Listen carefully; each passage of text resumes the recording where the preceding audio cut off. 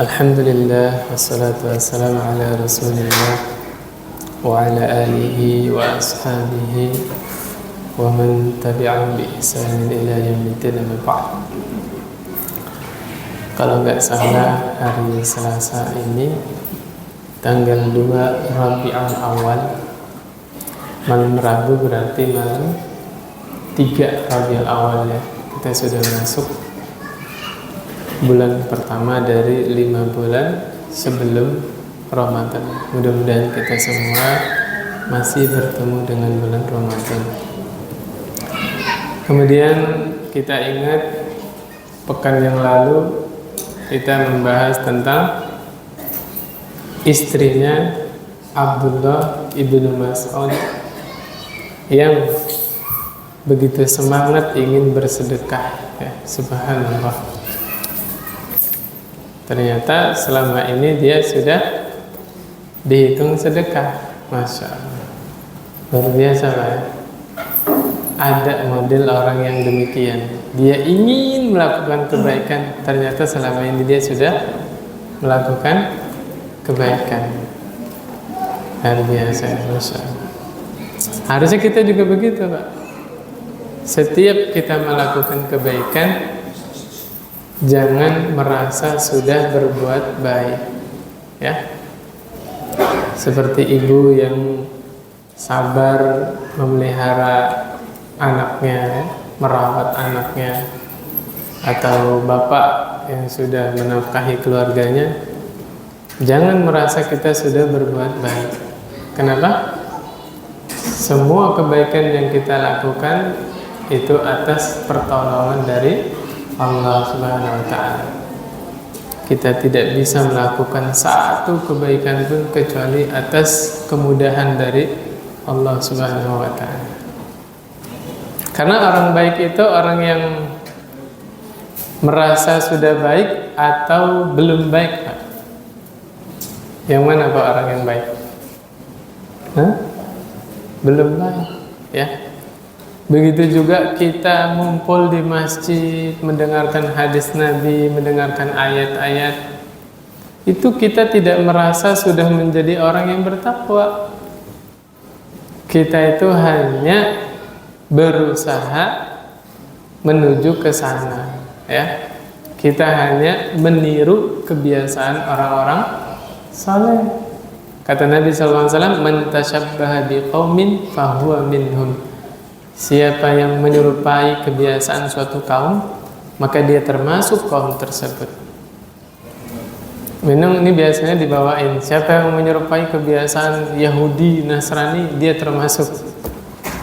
Bisa nggak kita pahami? Siapa yang menyerupai kebiasaan orang yang bertakwa, maka dia termasuk orang yang bertakwa. Bisa tidak? Bisa, itu umum hadisnya, ya kan? Berarti siapa yang meniru-niru kebiasaan orang soleh, Allah akan masukkan dia ke dalam golongan orang soleh tersebut. Apa kebiasaan orang yang soleh? Orang-orang soleh, salat berjamaah, ya kan? Hadir di majelis taklim. Apalagi Pak? Bangun sebelum subuh. Subhanallah. Tidur dalam keadaan punya wudu. Terakhir, orang saleh itu biasa menjaga lisan. Jangan sampai lisannya menyakiti hati saudaranya. Jangan sampai lisannya menyakiti hati orang lain. Kayak contoh, kita lagi viral masalah apa? Palestina melawan orang Yahudi, ya kan? Kalau kita tidak tahu ilmunya, tidak kompeten dalam bidang itu, jangan ikut bicara, jangan ikut komentar. Zahirnya saudara kita sedang butuh bantuan, kita bisa bantu, selesai. Gitu Pak ya? Iya. Hendaknya kita jangan bicara yang kita tidak tahu ilmunya dalam hal tersebut. Kayak kemarin kan COVID ya, virus corona. Semua orang ikut ngomong kan. Jadi semrawut urusannya. Nah, coba yang bicara kemarin hanya orang-orang yang ahli bidangnya, ahli kesehatan, bicara tentang kesehatan ya. Kemudian ahli negara ya, pemerintah. Biarlah masalah pengaturan negara ini pemerintah yang berbicara gitu. Supaya tidak semrawut urusannya. Berbicaralah di bidangnya masing-masing. Nah, lanjutin Pak ya. Saya bacakan hadisnya. Nabi SAW bersabda, "Man ahabba an yubsata lahu fi rizqihi wa yunsa'a lahu fi atharihi falyasil rahimah." Siapa yang mau dilapangkan rezekinya, ya. Ahabbu itu kan ahabba itu artinya cinta, Pak. Bapak cinta nggak dilapangkan rezekinya? Cinta kan? Seneng maksudnya ya. Siapa yang suka rezekinya dilapangkan atau dipanjangkan umurnya? Bapak mau dipanjangin umurnya, Pak? Mau? Sampai berapa maunya? Sampai 100 sampai 200? Sedih, Pak. Orang yang usianya sampai 100 tahun ke atas sedih, kenapa? Teman-teman sejawatnya sudah nggak ada. Yang dia lihat, dia ketemu ya generasi berikutnya. Sedih nggak, Pak? Sedih, ya. Memang ada hadis Nabi, orang yang paling baik adalah yang panjang umurnya, amal solehnya banyak. Umurnya diisi untuk beramal soleh. Iya betul. Tapi kalau panjang umur bikin dosa terus, nah ini kan repotnya di situ. Maka kita minta kepada Allah usia yang berkah. Ya. Ini siapa yang nulis kitab ini, Pak? Imam An-Nawawi rahimahullah. Yahya bin Syaraf Abu Zakaria. Usianya berapa? 45 tahun meninggal, Pak. Tapi subhanallah karyanya luar biasa. Ulama-ulama terdahulu dikomentari sama ulama berikutnya ya. Itu nggak logis. Mereka di usia sekian puluh tahun bisa melahirkan karya-karya yang begitu banyak. Kenapa? Dulu kitab itu tulis tangan, Pak. Ini Riyadhus Shalihin ini ditulis tangan sama Imam Nawawi, Pak. Belum ada pabrik percetakan, belum ada. Media copas-copas belum ada. Kalau kita sekarang dapat artikel tinggal teruskan kan, forward. Bener nggak? Tinggal copas kan. Para ulama dulu nulis, Pak. Ini ditulis tangan. Dan ini baru satu karya. Masih banyak karya-karya yang lain. Itu kata para ulama setelahnya, nggak logis mereka bisa menciptakan karya-karya yang begitu banyak dengan usia yang terbatas. Tapi kalau udah kembali, innama amruhu idza arada syai'an ay yaqula lahu kun fayakun. Ketika Allah sudah berkahi usia seseorang, sampai yang nggak logis juga bagi Allah sangat mudah. Inna dzalika 'alallahi yasir. Yang demikian bagi Allah sangat mudah. Nah, siapa yang mau rezekinya dilapangkan, umurnya dipanjangkan, kata Nabi, sambung silaturahim. Ya, siapa saja. Kata Nabi, suruh sambung silaturahim. Berarti kalau mau rezekinya lancar, ngapain, Pak? Silaturahim. Silaturahim sama siapa? Sama orang tua, sama kakaknya, adiknya. Adatnya orang Indonesia kalau silaturahim tangan kosong apa bawa senjata, Pak? Senjatanya apa? Martabak, apa lagi? Buah-buahan. Itu senjatanya itu. Ya. Subhanallah ya. Masya Allah. Ya, senang nggak orang dibawain sesuatu? Senang.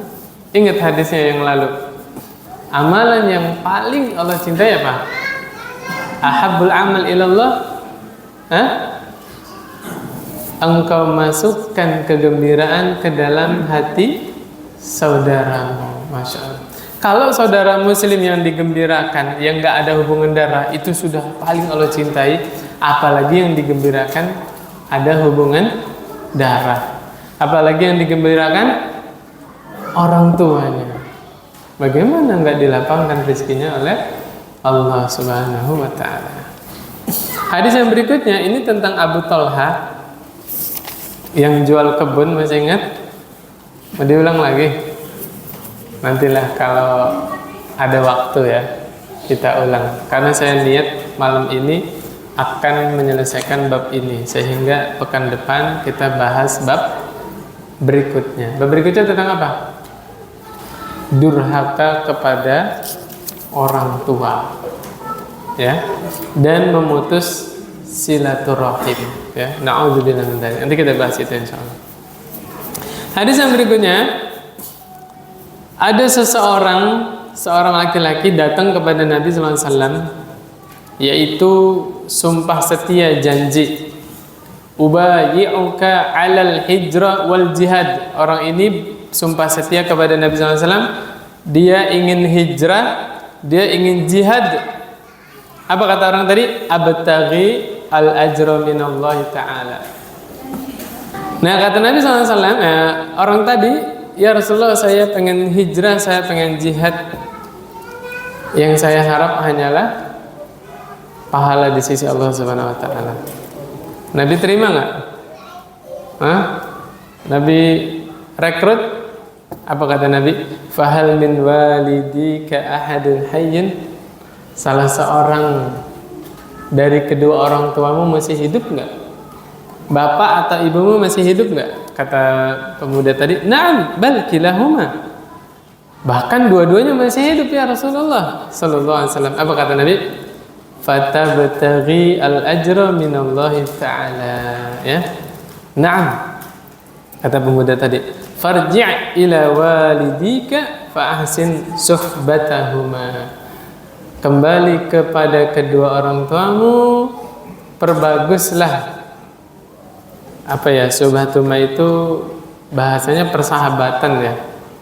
Ya kalau diterjemahin enaknya, berbuat baiklah kepada keduanya. Fajahid ya. Dalam riwayat yang lain nih, fafihima fajahid. Jahid itu apa artinya, Pak? Jihad itu artinya apa, Pak? Sungguh-sungguh. Ya. Kenapa orang-orang yang memerangi musuh-musuh Allah disebut mujahid? Orang yang bersungguh-sungguh, karena terbukti kesungguhannya dalam beragama. Dia korbankan nyawanya, dia tumpahkan darahnya, hartanya di jalan Allah Subhanahu wa taala. Maka disebut mujahid, orang yang bersungguh-sungguh di jalan Allah Subhanahu wa taala.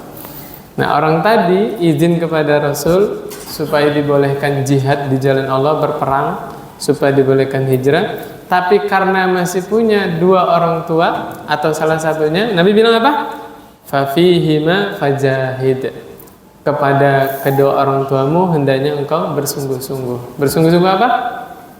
Bakti kepada kedua orang tua. Mungkin nggak Nabi menganjurkan amalan di bawah amalan yang sahabat inginkan? Tidak mungkin. Di antara faedah hadis ini adalah begitu besarnya pahala berbakti kepada orang tua bisa lebih besar daripada berperang di jalan Allah. Subhanallah. Segitu besarnya pahala berbakti kepada orang tua. Kemarin ada ibu-ibu ngirim poster ke saya. Dia bingung. Ya, nanya begini, Pak. Ini kan ada dua sahabat nih. Dulu orang soleh terdahulu, satunya punya amalan mijitin ibunya semalaman suntuk, Pak, sampai pagi mijitin ibunya. Satunya lagi sholat malam semalam suntuk. Mana yang pahalanya lebih besar, Pak? Subhanallah.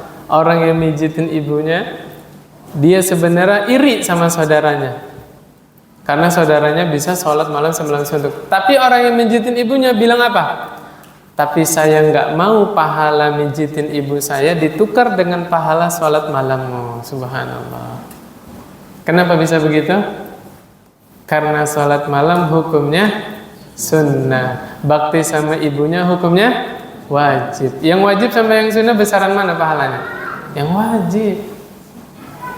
Tapi kadang-kadang syaitan memprovokasi manusia yang kurang berilmu. Dia sholat malam, ibunya sakit dibiarin. Na'udzubillah min dzalik. Ada nggak? Ada. Dia asik baca buku agama, dia asik baca Quran, bapaknya, ibunya lagi butuh bantuannya, tidak diabaikan. Na'udzubillah min dzalik. Hati-hati ya. Godaan syaitan begitu, Pak. Nah, makanya kita tahu ilmunya, belajar, baru mengerti mana yang harus didahulukan. Makanya harusnya semakin orang belajar agama, semakin orang rajin ngaji, harusnya semakin bakti sama orang tuanya, semakin bagus hubungan sama orang tuanya. Ya, demikian. Kadang-kadang karena beda manhaj orang tuanya, ya, kita melihara jenggot, bapaknya nyuruh cukur misalnya ya.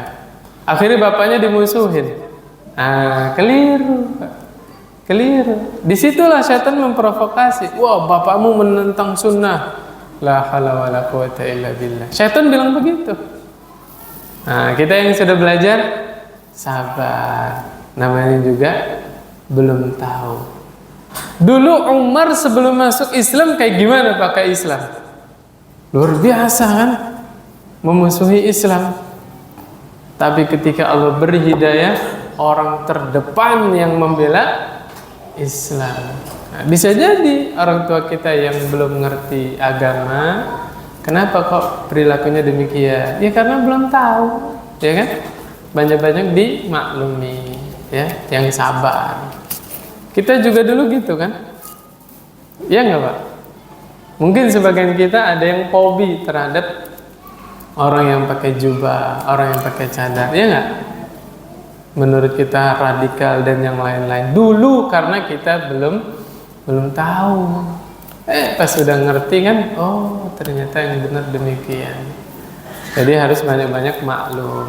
Apalagi sama orang tua. Orang tua itu karakternya paling nggak suka digurui, bener nggak? Iya, ini bapak-bapak nih, ngaku aja jujur deh. Suka nggak kalau dikasih tahu sama yang lebih muda? Makanya dakwahnya beda, lain sama orang tua. Gimana caranya? Pura-pura nggak tahu, pura-pura nanya, gitu. Pak, ini punten sih saya mau nanya, bener nggak sih? Emang iya tah hukumnya begini tah? Nah gitu. Kemarin saya dengar pengajian kok begini ya. Nah, pura-pura sama-sama nggak tahu. Gitu. Mudah-mudahan dengan demikian orang tuanya juga tidak merasa digurui. Gitu. Sama bawahan juga kalau minta izin ke atasannya, ya jangan pamit. Tahu nggak bapak-bapak ini? Bedakan izin sama pamit ya.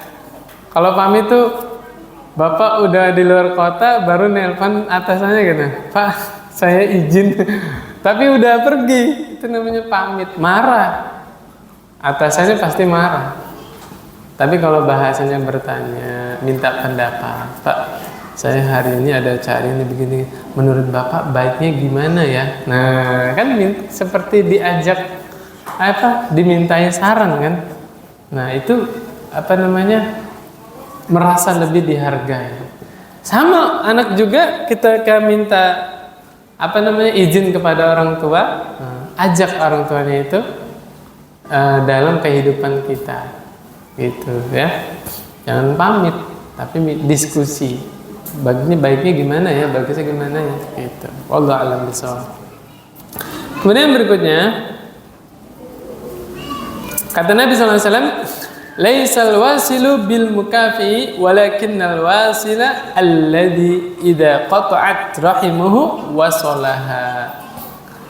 Bukan yang dimaksud nyambung silaturahim itu kita berbuat baik kepada keluarga yang baik ke kita, bukan. Tapi lebih dari itu, apabila keluarga kita memutuskan silaturahim, kita tetap berusaha menyambungnya. Itulah yang dimaksud menyambung silaturahim. Ada nggak Pak yang kayak gini? Banyak. Kakaknya ngajak ribut aja, atau adiknya ngajak ribut, ada nggak? Banyak. Pamannya ngajak ribut, ada nggak? Banyak. Apalagi yang sudah beda alur ya. Ya kita maunya A, keluarganya maunya B. Udah. Punten nih, salah satunya masalah. Ada walimah, ya. Keluarga bapak mau bikin walimahan nih. Bapak bilang, nggak usah pakai musik. Ayo, keluarganya tuh apaan nikahan kok nggak pakai musik? Jadi ribut nih ya kan? Nah disitulah nanti seni dalam berdakwah itu bagaimana kita ditantang. Bilangnya jangan ini, jangan nggak pakai musik, jangan. Bahasa lain tuh banyak, ya. Udah, musik saya yang handle. Saya cari lagu-lagu yang enak didengar gitu. Cari nanti nasyid-nasyid yang tanpa ada musik tapi enak didengar. Gitu kan, pakai hanya beda bahasa doang kan? Gitu. Atau nanti perbedaan walimah kita pengennya dipisah. Iya enggak? Akhwat, ikhwan. Keluarga yang awam nggak ngerti kayak gitu kan. Nah, itulah nanti perlunya kita cari solusi yang terbaik tanpa menimbulkan perpecahan di dalam keluarga. Gimana caranya, solusinya, gitu. Ya, demikian. Ya, tentunya kita sabar menghadapi orang yang awam, orang yang banyak belum tahu. Dalam kurung ya, keluarga kita maksudnya, keluarga kita yang belum tahu harus banyak-banyak sabar. Ya. Kemudian berikutnya. Kata Nabi SAW dari Aisyah radhiyallahu anha, ar-rahimu mu'allaqatun bil arsy. Ar-rahim itu digantung di bawah arsy-nya Allah Subhanahu wa taala ya. Bergantung di bawah arsy-nya Allah Subhanahu wa taala. Kemudian rahim tadi berkata, man wasolani wasolahullah wa man qata'ani qata'ahullah. Siapa yang menyambungku, menyambung apa? Silaturahim, maka Allah akan menyambungnya. Siapa yang memutuskanku, memutus apa? Silaturahim, maka Allah akan memutusnya. Na'udzubillah min dzalik. Berarti hubungannya dengan Allah Subhanahu wa taala. Enggak main-main ini, nyambung silaturahim, memutuskan silaturahim. Kemudian yang berikutnya, singkat aja ya, langsung maknanya aja. Salah seorang istri Nabi, Maimunah. Siapa namanya? Maimunah. Masya Allah ya. Ada yang namanya Maimunah? Gak ada ya? Istri bapak ada yang namanya Maimunah? Ternyata nama salah satu istri Nabi Muhammad Sallallahu Alaihi Wasallam ya. Cerita, kata Maimunah ya, radhiyallahu anha, aku membebaskan budak wanita, tapi nggak izin dulu kepada Nabi. Nah, ini perlunya seorang istri kadang-kadang melakukan suatu hal, ya, apalagi berkaitan dengan rumah tangganya ya, hendaknya izin dulu kepada suaminya. Ya, bahasanya musyawarah.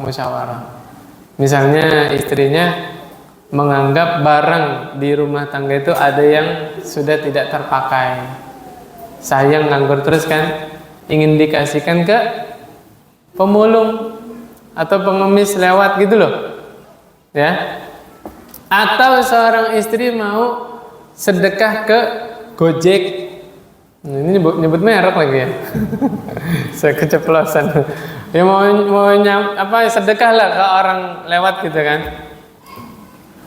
Diskusi dulu sama suaminya. Ya, apa kata suaminya? Daripada nyumbang ke pengemis yang lewat itu, nggak tahu kita dia sholat atau enggak kan?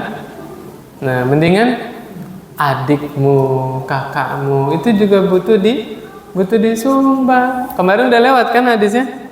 Nah, itu hendaknya diskusi dulu sama suaminya. Ini terjadi. Maimunah memerdekakan budak, nggak bilang dulu sama Nabi. Akhirnya pas giliran Nabi di rumahnya Maimunah, paham ya insya Allah ya? Ya. Pas giliran Nabi di rumah Maimunah, Maimunah cerita. Apa kata Nabi? Awa fa'alti? Engkau udah merdeka kan? Aduh. Nih kata Nabi SAW, amma innaki law a'taitiha akhwalaki kana azama li ajriki.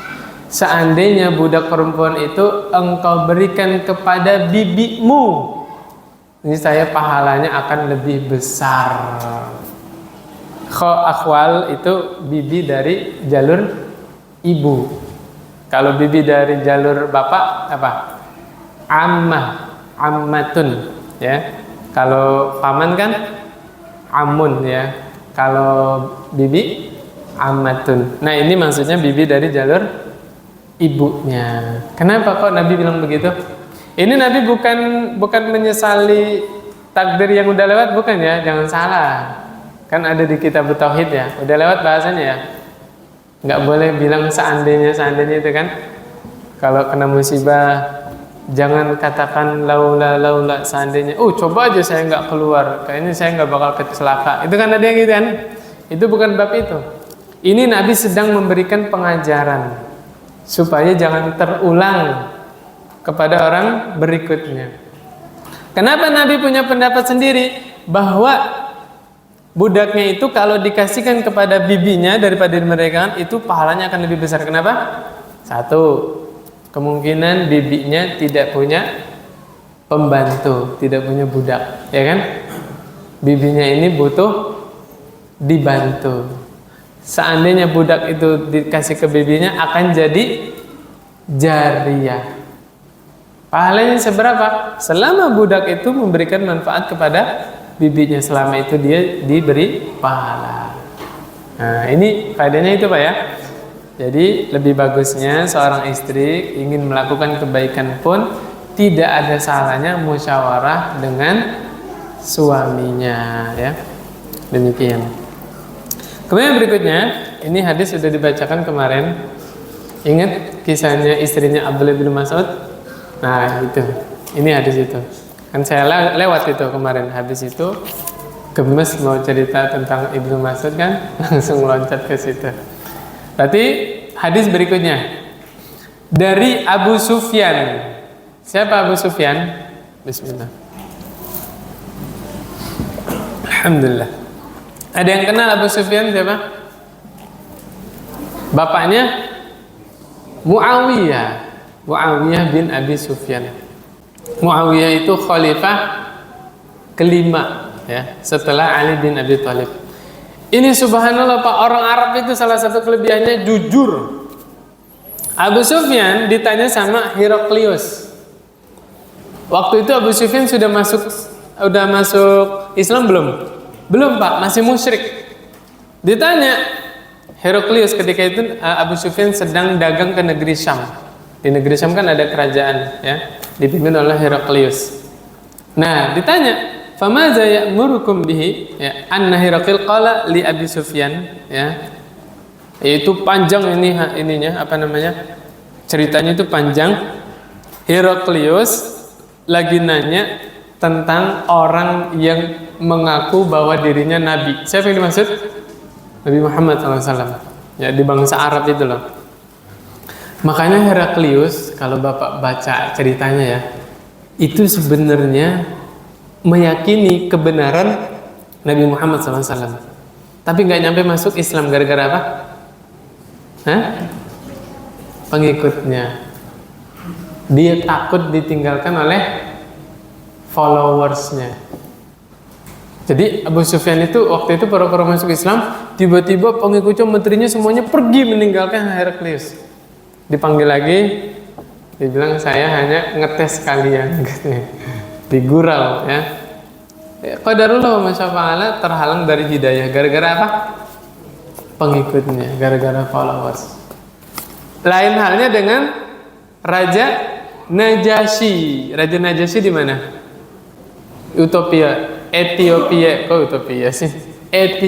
ya, Habasyah. Ya, Ethiopia itu ada seorang raja Najasyi, dia masuk Islam tapi menyembunyikan keislamannya. Jadi pengikutnya itu orang-orang Nasrani mengira rajanya masih Nasrani. Tahu dari mana raja Najasyi masuk Islam? Ketika raja Najasyi meninggal, Nabi Muhammad SAW mengadakan sholat ghaib. Nah, disinilah fikih sholat ghaib. Kapan sholat ghaib diselenggarakan? Ketika ada seorang muslim meninggal di daerah kafir, diperkirakan di sana nggak dirawat secara Islam, nggak ada yang nyolatin, maka di daerah kita kaum muslimin dianjurkan sholat ghaib. Punten, kemarin siapa yang meninggal? Anaknya Pak Ridwan Kamil bukan? Nah, meninggalnya di mana? Di Swiss ya, di Eropa sana kan? Nah, itu kan diperkirakan kaum muslimin sedikit di sana kan? Jangan-jangan di sana tidak disolati, maka disyariatkan di sini mengadakan sholat ghaib. Gitu. Terus kalau yang meninggal di Arab Saudi gimana? Bapaknya berangkat haji nih, meninggal di sana. Di sini salat gaib nggak? Nggak usah, di sana jutaan orang nyolatin. Ya, subhanallah, bisa jadi doa orang sana lebih makbul daripada kita, ya kan? Disolatinnya di Masjidil Haram, di Masjid Nabawi, ya kan? Nah, jadi syariat salat gaib itu, kalau diperkirakan saudara kita yang meninggal di sana di negeri kafir, jangan-jangan tidak disolatkan jenazahnya, ya kan? Baru di sini disyariatkan demikian. Nah, Heraklius ini nanya kepada Abu Sufyan. Subhanallah, jawaban Abu Sufyan sangat jujur. Apa kata Abu Sufyan? U'budullaha wahdah. Ini yang didakwakan oleh Nabi Muhammad SAW. Wala tusyriku bihi syai'a. Kata Nabi SAW, beribadalah kalian kepada Allah saja, dan janganlah kalian menyekutukan Allah dengan sesuatu apapun. Tuh, lihat. Padahal Abu Sufyan masih musyrik, tapi subhanallah menyampaikan apa adanya. Ya. Watruku ma yaqulu aba'ukum. Ini nih yang biasa dipakai oleh masyarakat. Apa kata Nabi? Tinggalkan perkataan nenek moyang kalian. Dalam kurung apa, Pak? Tradisi. Nah, biasa kan masyarakat kalau diingkari beberapa ritual-ritualnya, tradisi. Lah ini kan udah budayanya begitu. Dari dulu bapak kita juga udah begini. Benar nggak? Nabi yang bilang, utruku ma yaqulu aba'ukum. Tinggalkan perkataan nenek moyang kalian. Dalam kurung apa, Pak? Tradisi. Islam datang bukan menghapus tradisi.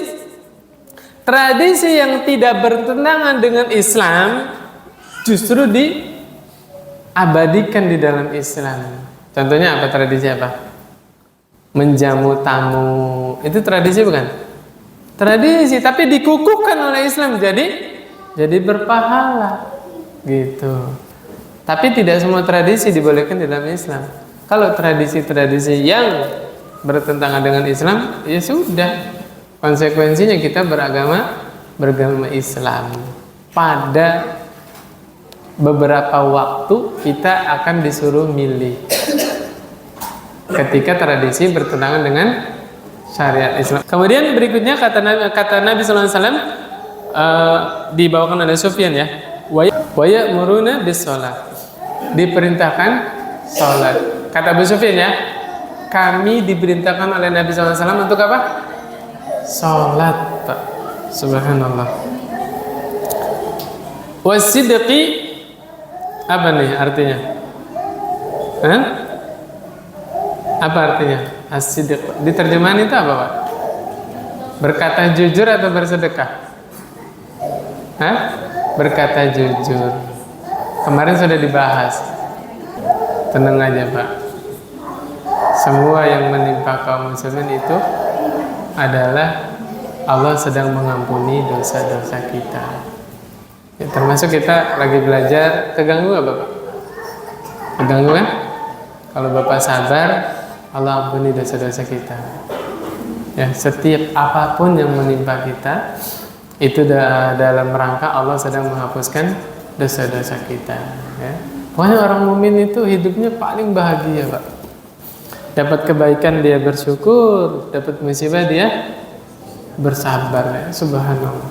Jadi nggak ada ruginya Pak. Saya jadi inget ada Syekh Muhammad bin Shalih Al-Utsaimin lagi nerangin sesuatu. Ini pengajian kayak begini. Ada satu bapak-bapak perilakunya itu kayak nggak ngerti apa-apa. Ya kan kita kalau guru ngajarin terus muridnya nggak paham itu gemes kan. Ditanya sama Syekh Shalih Al-Utsaimin, Bapak, kamu paham nggak apa yang saya terangin barusan? Enggak. Lalu terus kamu ngapain duduk di situ? Apa kata Bapak tadi? Bapak tadi nyebutin hadis. Sebentar dulu saya lupa lafaz Arabnya ya. Hadisnya begini Pak. Saya duduk di majelis yang tidak ada ruginya sama sekali. Saya duduk di situ nggak ada rugi sama sekali. Paham nggak maksudnya Pak? Subhanallah. Bapak misalnya duduk aja ya, kasar katanya nih, sibuk HP lah, balas WA segala macam lah. Tapi jangan sampai ganggu yang lain ya. Itu tidak rugi juga sama sekali. Subhanallah. Man tashabbaha biqaumin fahuwa minhum. Ya Bapak, Ibu ikut-ikutan kan duduk di majelis kan, walaupun nggak ngerti yang disampaikan apa, kan tasabuh sama orang belajar, ya nggak? Tuh Allah masukkan ke dalam golongan orang yang belajar. Subhanallah. Itu Syekh Shalih Al-Utsaimin pengen nasihati dia, kata Syekh Utsaimin, kita mau nasihati dia, malah kita yang dapat nasihat. Paham maksudnya? Subhanallah. Ya artinya kalau kita kan pikir logikanya ya, kalau kita nggak paham apa yang disampaikan, ngapain duduk di situ? Kan pikirannya gitu kan? Tapi Nabi telah bersabda, majelis ilmu itu adalah majelis yang sama sekali tidak ada rugi.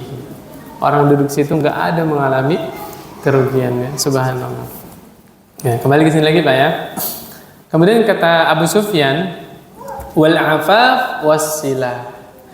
Jadi Nabi Muhammad SAW ini mengajarkan tauhid, meninggalkan tradisi yang bertentangan dengan Islam, memerintahkan kita sholat, berkata jujur. Afaf apa afaf?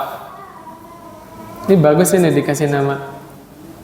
Ada yang namanya Afif, ya kan? Udah banyak yang Afaf ya. Afif sudah banyak kan? Ganti Pak Afaf. Atau anaknya kembar Afif sama Afaf. Kalau perempuan Afifah. Tapi bahaya kalau dipanggil sama orang Indonesia, jadinya Ipah, Ipeh. Namanya subhanallah. Afaf artinya apa? Menjaga diri Pak. Menjaga dari apa? Tidak minta-minta, menjaga wibawanya, tidak merepotkan orang lain, tidak bergantung kepada orang lain. Tuh maksudnya kalau punya anak namanya Afaf atau Afif, maksudnya apa? Supaya dia menjadi anak yang mandiri, supaya dia menjadi anak yang menjaga wibawanya, tidak bergantung kepada orang lain, tidak merepotkan orang lain. Kan nama itu doa. Kalau suka dipanggil nama orang kan berarti semakin banyak yang mendoakannya, ya kan? Makanya jangan dirubah Pak. Ya, kan bagi buat anak kan doa kan, jangan dirubah. Ya, Afifah panggilnya apa? Ya Afifah udah. Gitu. Kadang-kadang kita udah namain anak bagus, ada panggilannya tuh. Iya enggak? Ibrahim bagus enggak Pak? Bagus. Oh, Ibrahim subhanallah. Panggilannya apa? Boim. Baim, Boim, apa lagi? Oim ya, Masya Allah. Ya, malah saran saya bahwa bapak ibu-ibu yang sudah menamakan anak yang bagus, panggillah anak itu dengan nama yang bagus ya. Solih, udah panggil ya. Ya soleh juga maknanya nggak berubah sih ya. Anak soleh kan anak yang baik ya. Subhanallah. Subhanallah, di sini faedahnya keutamaan orang musyrik zaman dulu, orang Arab. Apa Pak salah satunya? Jujur. Padahal dulu nggak suka sama Rasulullah kan? Sallallahu alaihi wasallam. Sampai perang kan? Perang Uhud, siapa yang mimpin? Abu Sufyan yang mimpin. Khalid bin Walid ketika itu masih bawahannya Abu Sufyan kan? Yang mimpin perang Abu Sufyan. Khalid bin Walid waktu itu mimpin pasukan berkudanya kan, kavaleri kan. Tapi subhanallah, dulu sebelum Abu Sufyan beriman, jujur kepada Heraklius. Sampai Heraklius itu meyakini bahwa itu benar Nabi itu. Qadarullah wa masyafa'ala, Heraklius masuk Islam tidak? Tidak. Gara-gara apa, Pak? Ya, salah satu penghalang hidayah adalah nggak enakan. Nah, hati-hati, Pak. Abu Thalib kenapa nggak masuk Islam? Nggak enakan sama kaumnya. Karena Abu Thalib ketika itu tokoh. Setelah Abdul Muthalib meninggal, ya, ketokohan di Quraisy siapa yang megang? Abu Thalib. Abdullah kan meninggal, adiknya Abu Thalib kan. Kemudian Hamzah sama Abbas masuk Islam. Abu Lahab meninggal, ya kan? Tinggal tersisa siapa? Abu Thalib. Abu Thalib nggak enakan ketika diajak masuk Islam sama Nabi kan. Ya ammi, qul la ilaha illallah kalimatun uhaju biha laka indallah. Kalau SAW kata Nabi SAW, wahai pamanku, ucapkan la ilaha illallah. Kalimat ini aku akan membelamu di hadapan Allah nanti. Di sampingnya Abu Thalib ada siapa? Abu Jahal sama saya lupa namanya lagi. Abdullah bin siapa gitu. Ada dua orang. Apa mereka bilang apa? Abu Thalib, atarghabu an millati Abdul Muthalib?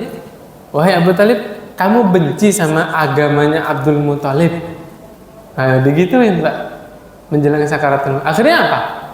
Akhirnya Abu Thalib meninggal di atas agamanya Abdul Muthalib. Loh, emang agamanya Abdul Muthalib itu apa? Bukankah Abdul Muthalib itu bertauhid? Masih ingat nggak? Abraha mau menghancurkan Ka'bah. Kemudian 200 ekor untanya Abdul Muthalib dirampas sama Abraha. Mau ini azan ya? Abdul Muthalib datang nih ke Abraha dengan penuh wibawa. Kan pemuka Quraisy ketika itu. Abraha salut sama Abdul Muthalib. Gagah, Pak. Abdul Muthalib itu gagah orangnya. Ya, berwibawa. Orang ngelihat itu langsung tunduk, berwibawa. Pas diterjemahin, keinginannya Abdul Muthalib apa? Minta unta. Kirain mau membela Ka'bah kan, datang. Pasti Abraha bilang, Abdul Muthalib, awalnya saya segan sama kamu, sungkan. Ternyata kamu masih mikirin unta kamu. Gimana? Saya mau menghancurkan agama kalian, kok kamu masih mikirin untamu? Apa kata Abdul Muthalib? Saya pemilik unta. Urusan saya unta saya. Ka'bah milik Allah. Allah yang akan membela. Tauhid bukan ini, Pak? Tauhid. Terus agamanya Abdul Muthalib itu bagaimana? Betul, Abdul Muthalib dalam hal menyerahkan pembelaan terhadap Ka'bah diserahkan kepada Allah SWT itu adalah salah satu bentuk tauhid. Dan kita kalau baca buku-buku sirah, kita akan menemukan banyak orang-orang musyrikin Mekah di zaman Rasulullah SAW.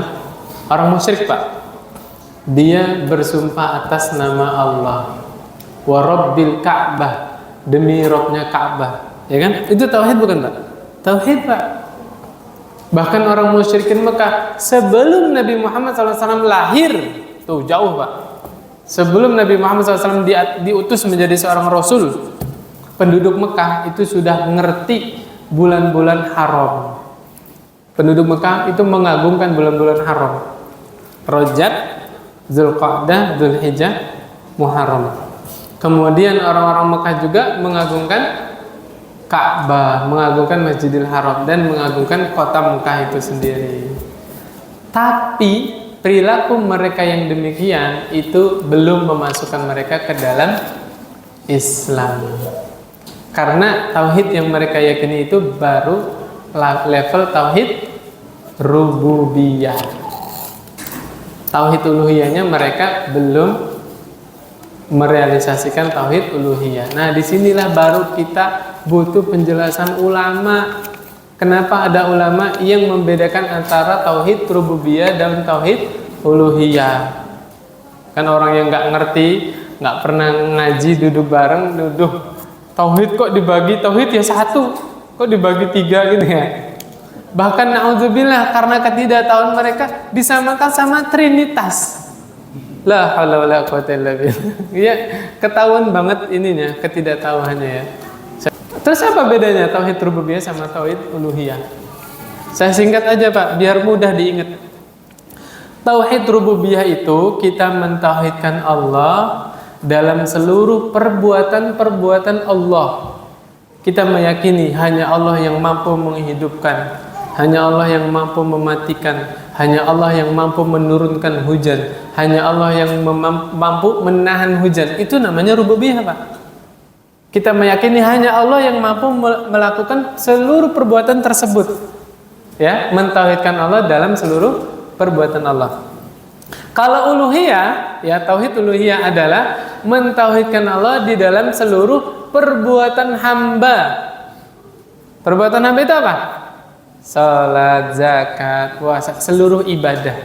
Seluruh ibadah yang dikerjakan hambanya hendaknya diniatkan ikhlas karena Allah, lillahi ta'ala, tidak mengharapkan yang lain. Baru itu namanya tauhid uluhiyah. Hanya berdoa kepada Allah, hanya bertawakal kepada Allah, berharap kepada Allah, itu namanya tauhid uluhiyah. Nah, di tauhid uluhiyah ini mereka tidak masuk. Abu Thalib, Abdul Muthalib, Abu Jahal, Abu Lahab, ya kan? Itu mereka nggak masuk di tauhid uluhiyah. Hanya tauhid rububiyah saja belum menyebabkan orang tersebut masuk ke dalam Islam. Lalu apa tauhid asma wa sifat? Panjang lagi Pak. Kalau mau tahu besok aja datang pengajian malam Kamis ya. Bener nggak? Ya, kitab Aqidah Wasithiyah. Nah, itu membahas tentang asma wa sifat. Gitu. Panjang nanti pembahasannya asma wa sifat ya. Demikian. Insya Allah paham Pak ya? Kenapa Abu Thalib masih di atas milahnya Abdul Muthalib? Gara-gara apa Pak? Nggak enakan. Nah, hati-hati ya. Kalau udah kaitannya dengan masalah agama, buang jauh-jauh rasa nggak enakan. Nggak enak sama kakak, nggak enak sama bibi ya. Harus tegas Pak, tapi tetap kita punya toleransi kepada saudara kita. Mana dalilnya? Nih. Apa namanya? Ibunya Aisyah radhiyallahu anha itu datang. Mana sih hadisnya? Tadi saya baca padahal. Nih, ibunya Aisyah radhiyallahu anha itu datang mengunjungi Aisyah, sedangkan ibunya masih musyrik. Nih, ketemu hadisnya nih. Qadimat alayya ummi wa hiya musyrikah fi ahdi Rasulillah SAW. Ibunya Aisyah datang. Aisyah sudah Islam, ibunya masih musyrik. Tuh. Coba kalau Aisyah nggak enak sama ibunya, nggak bakal masuk Islam, iya nggak? Nah, tapi masalah keyakinan, akidah, masalah agama, buang jauh-jauh, tidak rasa tidak enak. Akhirnya Nabi Muhammad SAW dimintai fatwa oleh Aisyah radhiyallahu anha. Qultu qadimat alayya ummi wa hiya raghibah. Afa asilu ummi? Ya Rasulullah SAW, ibu saya datang nih dan dia sangat berharap disambut sama anaknya, ya. Ibu mana yang tidak sedih ketika main ke rumah anaknya kemudian anaknya tidak menyambut? Ibu mana? Ya enggak? Maka Aisyah bimbang nih, gimana nih? Sedangkan ibu saya masih musyrik. Kata Nabi SAW, silli ummak, sambung silaturahim kepada ibumu. Tuh, beda Pak. Akidah, silaturahim. Ya, ibu bapak itu adalah orang terbesar yang banyak kontribusi kebaikan di dalam kehidupan kita. Jadi jangan sampai kita musuhin ibu kita, musuhin bapak kita gara-gara beda manhaj. Gak boleh Pak, haram. Lihat, Aisyah sama ibunya bukan beda manhaj, beda agama. Iya nggak Pak? Tetap Nabi perintahkan Aisyah berbuat baik kepada ibunya. Apalagi orang tua kita sama-sama Islam, maka tetap kita punya kewajiban berbuat baik kepada orang tua kita. Habis Pak? Habis ya udah. Ternyata gagal niat saya. Masih satu halaman lagi Pak. Gak apa-apa Pak ya. Alun-alun asal kelakon. Subhanakallahumma bihamdik asyhadu an la ilaha illa anta astaghfiruka wa atubu ilaik. Assalamualaikum warahmatullahi wabarakatuh.